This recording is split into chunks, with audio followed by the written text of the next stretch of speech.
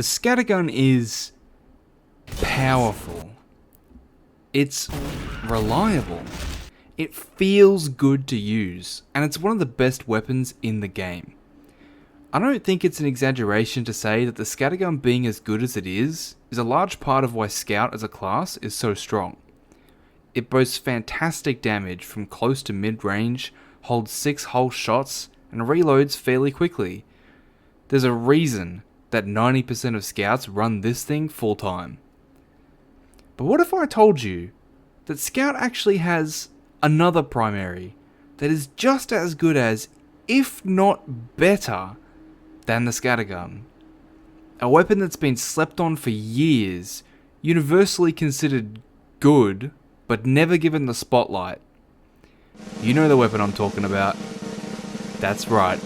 This video is about the backscatter. Nah, I'm just kidding. It's about the soda popper.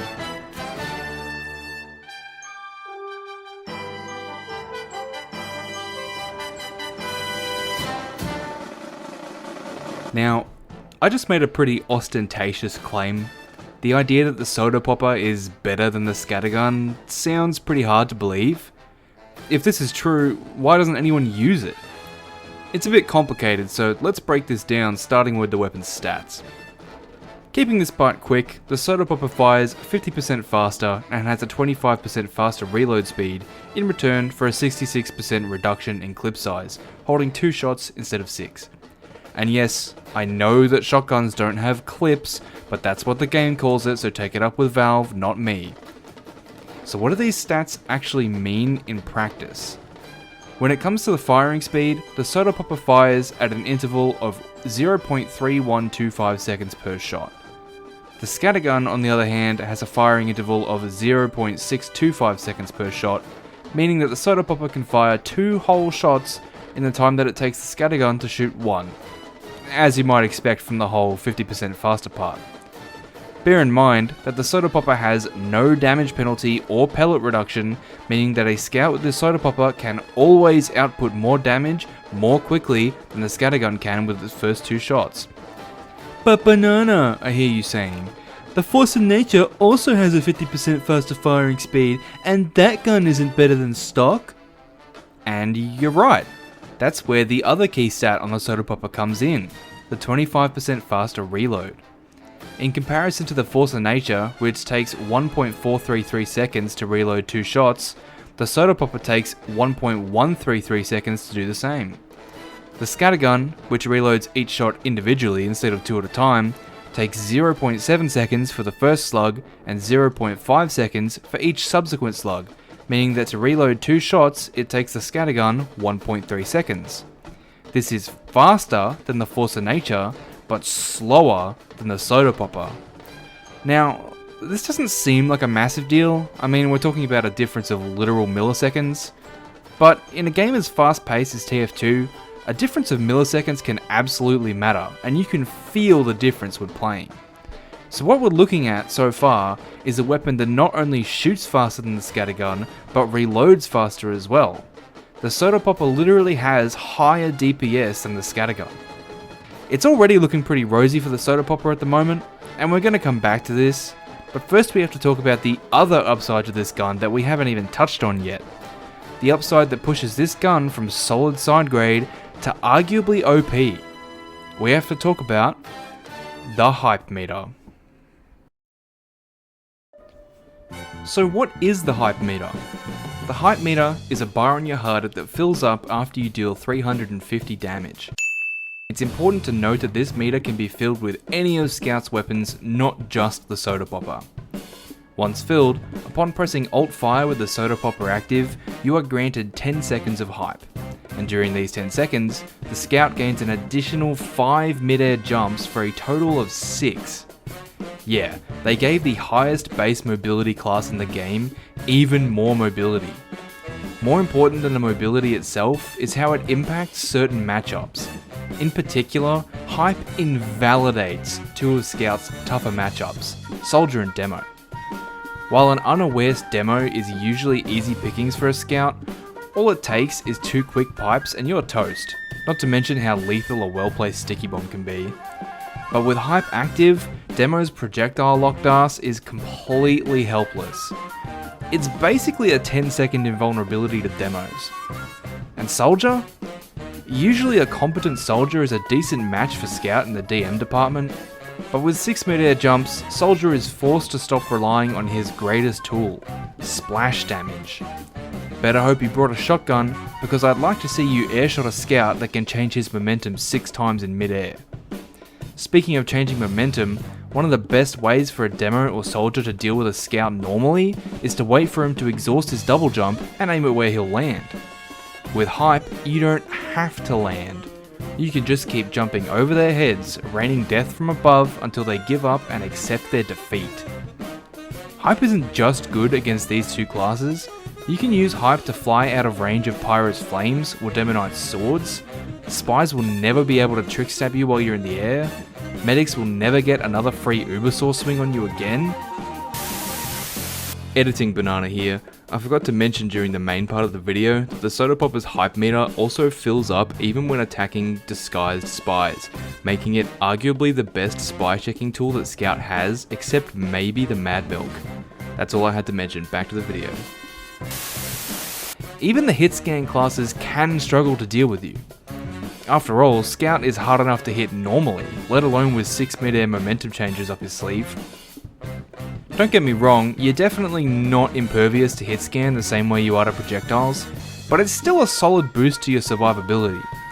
And you get all of this for the price of 3.5 meat shots. So now we come to the big question. Why don't people use this thing? I mean, it's almost universally considered to be a good weapon, so why don't I ever see anyone using it? Why is the Soda Popper so underused? In my opinion, the Soda Popper's lack of use comes down to firing intervals and damage thresholds. Earlier we talked about how the Soda Popper both shoots and reloads faster than stock, which gives the Soda Popper higher DPS overall, and this is true, but it's not the whole story. See, while the Soda Popper can fire 2 shots in the time it takes the scattergun to shoot 1, the scattergun can then shoot its second and third shot before the Soda Popper is finished reloading. You can kinda think of it like this. The Soda Popper has bursts of higher DPS followed by longer downtime, whereas the scattergun has lower DPS overall but can output damage at more consistent intervals, at least for the first 6 shots. The Soda Popper does substantially take over the scattergun's DPS after the first 6 shots, but most fights in TF2 don't last that long, and even when they do, the Scout can always switch to a secondary or simply use his speed to run away and reload.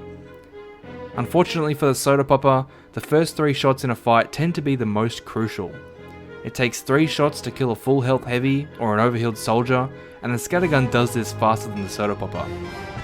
And whilst the Soda Popper does have the ability to put down any sub 200 HP class faster than stock, TF2 is not a game that's played on paper, and realistically you're not going to land a 100 plus damage meat shot every single time. In a practical, real match environment, the scattergun simply has more forgiving downtime and uptime intervals than the Soda Popper, as well as being able to cross that 3-shot threshold faster than the Soda Popper can. It's also worth noting that Hype is not as simple as a get out of jail free card.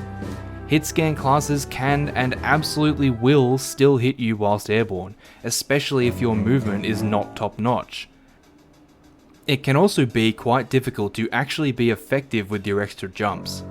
Being higher in the air makes each shot do less damage due to damage fall off, and the constant and sudden changes in momentum can make it harder to aim accurately at whoever you're shooting at.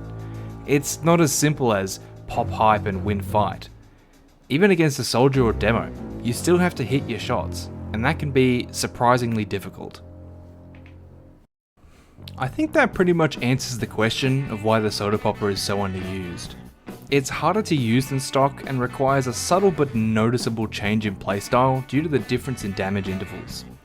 For a scout main that's been paired with the stock scattergun since he was born, the switch might seem like too little reward. Still, the Soda Popper is, in my opinion, easily the second best primary at minimum, and is more than strong enough to be used in high skill environments. In fact, It's my personal opinion that the Soda Popper has a higher skill ceiling than the Scattergun, and that its 2-tapping potential, combined with mastery of hype, does indeed make it the best primary weapon for any scout that wants to put in the time and effort to perfecting it. Speaking of, I'd like to quickly go over some of the best weapons to pair with the Popper, if you'd like to go out and try it for yourself. For melee, the answer is simple. The Rap Assassin is king. Being able to spam a projectile that does decent damage as well as damage over time is a fantastic way to safely build hype. You could maybe try the Fan of War, swooping down on enemies, marking them and then getting mini crits whilst airborne to avoid damage fall off. The mark could also help you do more damage to build hype faster, but I think the Rap Assassin is better in this role, so this strat's kind of a meme, just like the Fan itself. You could also maybe try the Candy Cane, as you're basically impervious to explosive damage during hype, but the Candy Cane still has all its classic problems when you're not airborne. And finally, don't bother using the Atomizer, its extra jump does not stack with hype. Unless you want to do some ridiculous Scout Market Gardener strat with the airborne mini crits, it's not worth it. Moving on to secondaries, and we have quite a few more options. The pistols are all good, they can build hype from a distance and are great against buildings, etc. Generally, you'd rather reload the Soda Popper than switch to a pistol though, so they lose some points there. The Winger in particular is the weakest of the three.